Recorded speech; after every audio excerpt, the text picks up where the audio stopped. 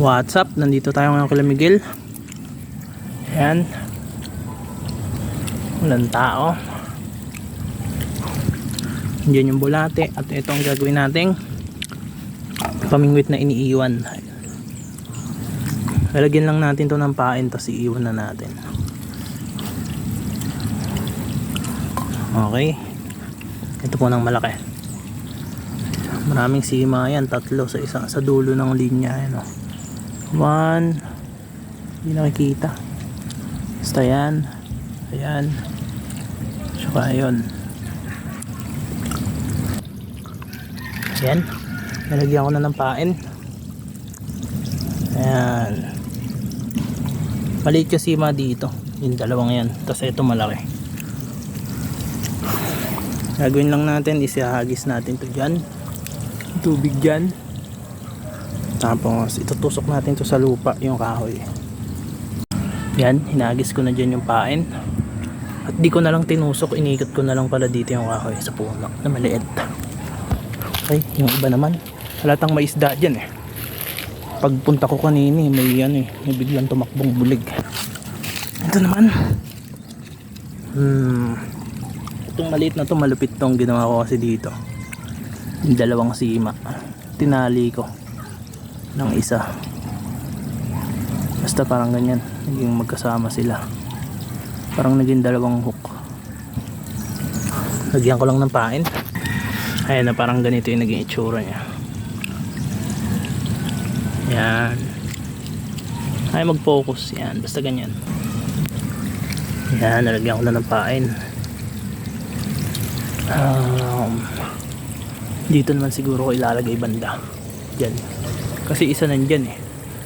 Dito naman sa gitna, tapos yung isa doon sa dulo. Lagay ko lang muna to. Yan, nakatusok na dyan. Tapos dyan ko nilagay banda. Dyan naman yung isa sa masukal.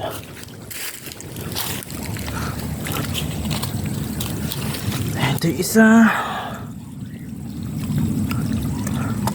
lang din hook na ito, normal lang. Ayun, no?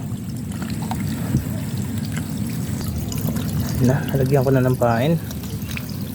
Lalagay na natin.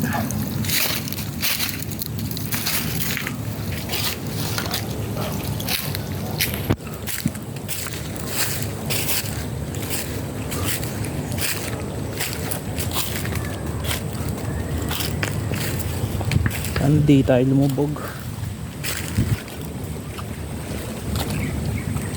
Oops, lagi na out of balance ako. Yan, dyan ko lalagay. Dyan yung inkarnasyon.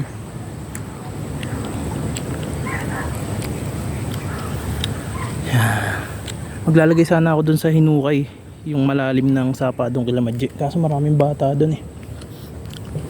Dito walang pumapasok masyado. Diyan ko lalagay, wait lang. Nilagay ko na dyan banda. Tapos hindi ko na tinusok, malambot yung lupa dito eh. Inikot ko na lang siya dito. Yan. Tapos babalikan na lang natin ito mamaya. Ganito mamingwit ang mga busy.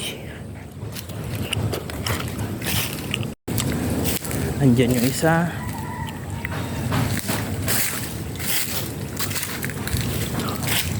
Ang pain. Andito yung isa.